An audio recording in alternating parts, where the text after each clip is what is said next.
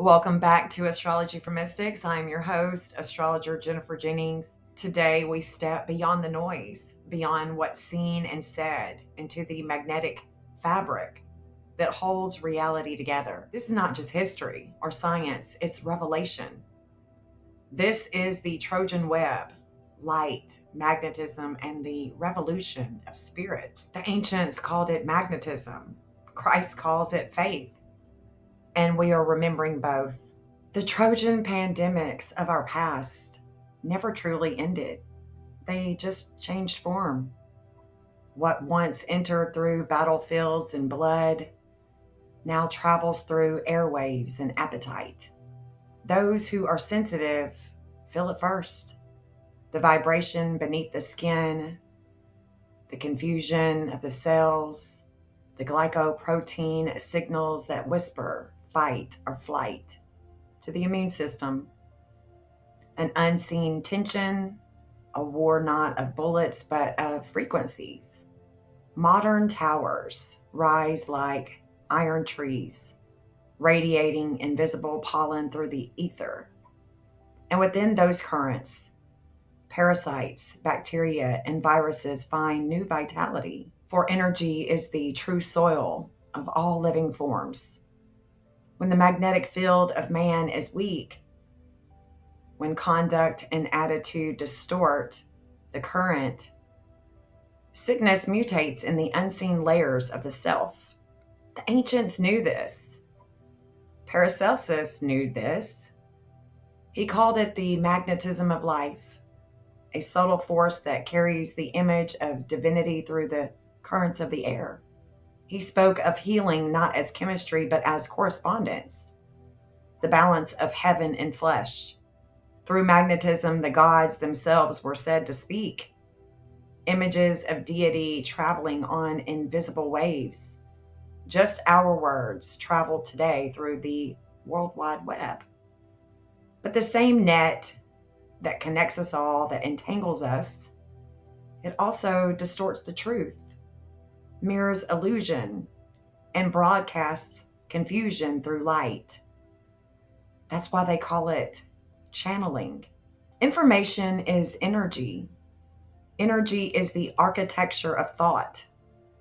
When our minds are disturbed by fear, anger, or despair, our energy fields fracture. An imbalance seeps into the body. In the three-dimensional world, time becomes our tutor. It slows light into experience so we might feel the rhythm of consequence, the resistance that shapes awareness. But beyond this layer, in the fourth dimension, light is abound. It expands, carries memory, and reveals the true image of the self. The higher pattern awaiting us patiently, whispering through intuition and dream. Every return to earth is a pilgrimage of correction, a desire to serve, to refine the soul through resistance. For time is not punishment, but an instrument of awakening. Yet, the modern mind has forgotten its own divinity. Science became a church of pure approval, and intuition a hearsay. Tools replace wisdom. Measurements replace meaning, but still quantum physics trembles at the edge of truth. Spooky action at a distance, they call it. A poetic confession that everything is connected, that thought and matter dance unseen across the void. The ancients nod in silence, for they always knew. They always knew. In revolution comes evolution. And one man, long ago, embodied the greatest revolution of all. Jesus Christ, the alchemist of spirit. He broke the systems that bound truth in hierarchy. He lifted women from property to purpose. He confronted empire, illusion, and the sickness of the soul. He saw beyond medicine into magnetism, beyond ritual into resonance. Christ healed through alignment. the pure synchronization of body, mind, and divine current.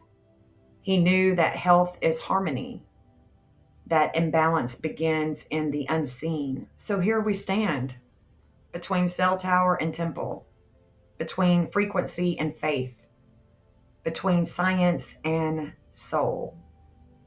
The next revolution is not of machines, but of magnetism, the remembrance that all things are fields of light and that truth itself is alive. Thank you so much for joining Astrology for Mystics with Jenn.